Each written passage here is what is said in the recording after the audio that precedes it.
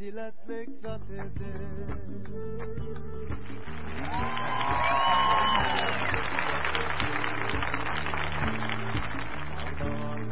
Uzak yolda cennatta ömür boyu yükseligen at eder. Sen tuğuldun muşakkatke cefaga, Ayşeglidin nini afet balaga. Anlap cevap eyle bugün cennatta, sen yağmurdan çektin mihir vaplaga. Cennatta, cennatta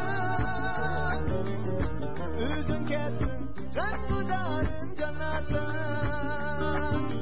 Cennatta, cennatta